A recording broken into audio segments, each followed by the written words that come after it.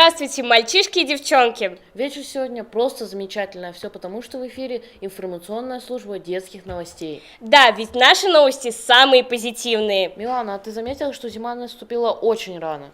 Да, и очень неожиданно, но первые снежинки не помешали ребятам из клуба «Ровесник» провести осенний бал и выбрать своих мистера и мисс Осень 2017. Как это было, расскажет наш корреспондент Арслан Каипкулов. Многие незаслуженно считают, что осень – унылое время. С ними совсем не согласны воспитанники подросткового клуба «Ровесник». Так, буквально на днях в Доме молодежи состоялся осенний бал «Ровесника». Программа вечера была насыщенной. Выступления вокалистов, танцевальных команд и различных творческих состязаний за звания «Мистер» и «Мисс Осень 2017». Мы болеем за Атлант, и мероприятие так-то хорошее, веселое, интересное, и мы сюда пришли, чтобы выступить перед зрителями и поддержать нашу группу.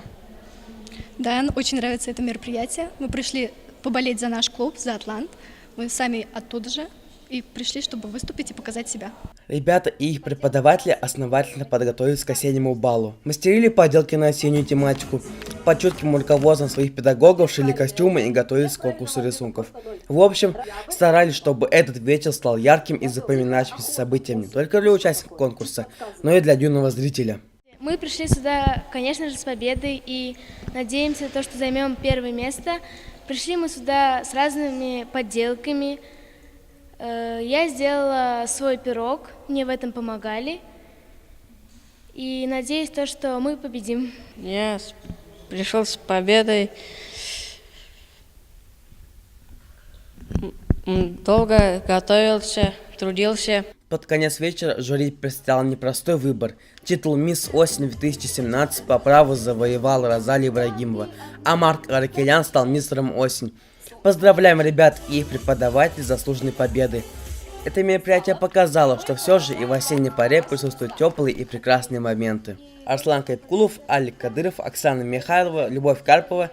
Специально для детского времени телекомпания СТВ. Молодцы, ребята, костюмы удались на славу. Праздники праздниками, но не стоит забывать о том, что зимой становится особенно опасно на дорогах. Да, и поэтому каждый год первоклашек всех школ посвящают в юные пешеходы. На одном из таких посвящений побывала наш корреспондент Диана Закирова. Смотрим. Как правильно переходить дорогу, что такое светофор и дорожные знаки, должен знать каждый ребенок. Сегодня мы собрались, чтобы устроить большой праздник – посвящение пешеходам. Так для первоклашек школы номер 8 заботливые преподаватели совместно с инспекторами ГИБДД организовали праздничное посвящение в пешеходы. Ребята активно участвовали в конкурсах, викторинах и сценках, которые учили детей правилам безопасного движения, что означает каждый цвет светофора, как правильно переходить дорогу и о чем говорят дорожные знаки, школьники выяснили на отлично.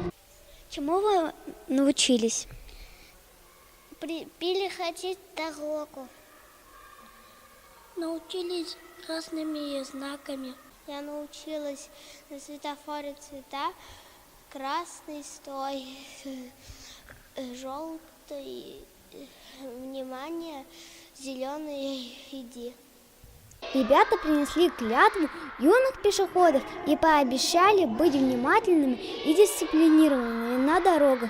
Перед первоклашками выступил и представитель ГИБДД. Он рассказал ребятам, что они должны быть осторожными по пути в школу, а в темное время суток на одежде ребят должны быть светоотражательные элементы. Чем полезны такие мероприятия? Такие мероприятия полезны для того, чтобы детям показать еще раз, как правильно нужно переходить проезжую часть, основные правила дорожного движения, какие должны быть, какие основы правил дорожного движения, также о применении светоотражателей показываем детям, чтобы они были использованы, также как правильно садиться в автомашину, как переходить проезжую часть и все, что связано с правилом дорожного, показываем на этих мероприятиях. Сотни первоклассников ежедневно самостоятельно добираются в школу.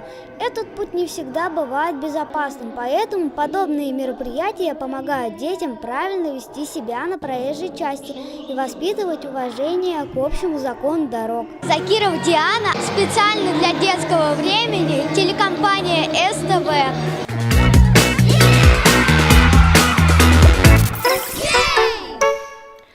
хорошо, что малышей учат правилам поведения на дорогах. Да, Милана, мне вот интересно другое. А где можно учиться видеоблогингу? Сейчас это модно. Наверняка ты знаешь. Никита, ну конечно же я знаю, могу подсказать.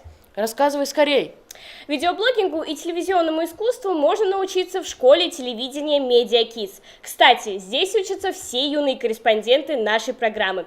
Вот, например, юнкор Полина Кочеткова подготовила отличный сюжет об этом. Давайте смотреть. Телевидение и видеоблогинг в последнее время стали неотъемлемой частью нашей жизни.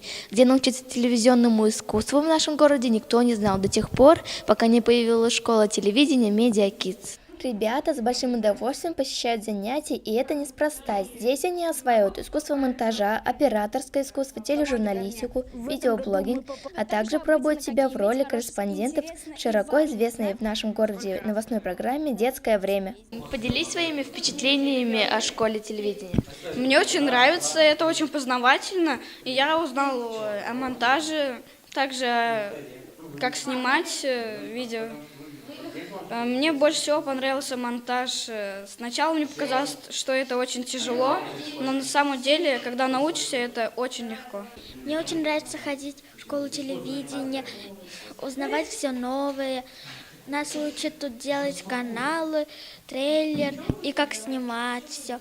Монтаж у нас учат, мне очень нравится сюда ходить. Помимо занятий для ребят проводят мастер-классы известные медиаперсоны. Телешкольников учат, как написать закадровый текст, как работать с камерой, какими качествами должен обладать корреспондент, телеведущий, видеоблогер. Объясняют, как создаются программы и сюжеты на телевидении. Расскажите о школе телевидения. Школа телевидения Media Kids – это центр развития талантливых детей в сфере медиа. Наши ребята уже смело делают первые шаги на телевидении, и мы по праву можем ими гордиться. А буквально уже завтра мы большой делегацией отправляемся на Всероссийский медиафестиваль «Тренинг. Детям дали камеру», где будем представлять наш город Сибай. К слову сказать, фестиваль «Детям дали камеру» уникален тем, что ребят будут обучать около телевидения. Это продюсеры и телеведущие таких каналов, как «Россия-1», «Карусель», «Пятница», «Дисней», «БСТ» и так далее. А также детям в дни фестиваля отдадут эфиры все федеральные каналы города Уфы. Ну а мы, в свою очередь, пожелаем телешкольникам успехов на этом поприще. Ведь кто знает, возможно, именно школа Media Kids откроет ребятам дверь в большой мир телевидения. Полина Кочеткова, Арслан Каепкулов, Милана Семерякова. Специально для детского времени телекомпания СТВ.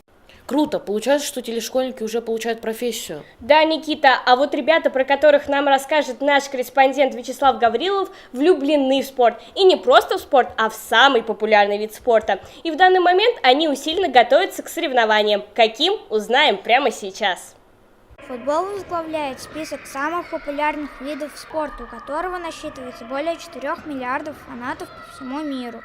В нашем городе он не менее популярен и любим среди детей и подростков. Так известный в городе футбольный клуб «Олимп» очень часто участвует, а также сам проводит различные турниры и соревнования. Вот и в этот раз «Олимп» выступил организатором турнира по мини-футболу среди школьных команд. Детская футбольная лига стартует совсем скоро. Для чего нужна детская футбольная лига? Детская футбольная лига, она помогает детям получить практику, поиграть в футбол, познакомиться с друзьями. То есть то, что они получают на тренировках, они уже осваивают на соревнованиях. Детскую футбольную лигу мы несколько лет назад пробовали проводить довольно-таки успешно, но в этом году детская футбольная лига более такого широкого масштаба, с приглашением иногородних школьных команд. Стать участником очень просто. Необходимо зарегистрироваться в группе «Футбольный клуб Олимп», оставить заявку, фамилию, имя, в каком классе вы обучаетесь. Таким образом уже можно участвовать в нашей лиге. Ребята активно готовятся к этому знаменательному событию, а знаменательно оно тем, что в нем примут участие школьники всего города. Победителей ждут грамоты, памятные призы и подарки, поэтому спортсмены усиленно готовятся к детской футбольной лиге и не пропускают ни одной тренировки. Ты участвуешь в футбольной лиге? Как готовишься к ней? Да, готовлюсь. Я приседаю, качаю пресс, отжимаюсь, делаю звездочку, стою на одной ноге минуту, 2-3. Я не пропускаю тренировки. Участвуешь в футбольной лиге? Как готовишься? Ну, очень интересно, я хорошо готовлюсь. На соревнованиях участвую, там классно. Мы иногда выигрываем. Планируешь победить? Ну, всякое бывает, мне главное сыграть. Несомненно, футбол – это увлекательная игра и наилучший вид спорта по всем категориям. Это не только самый зрелищный, но и самый народный вид спорта. Ведь играть в футбол могут все. Ну а нам, в свою очередь, остается пожелать победы сильнейшим. Вячеслав Гаврилов, Оксана Михайлова, Милана Семерякова, Любовь Карпова. Специально для детского времени телекомпания СТВ.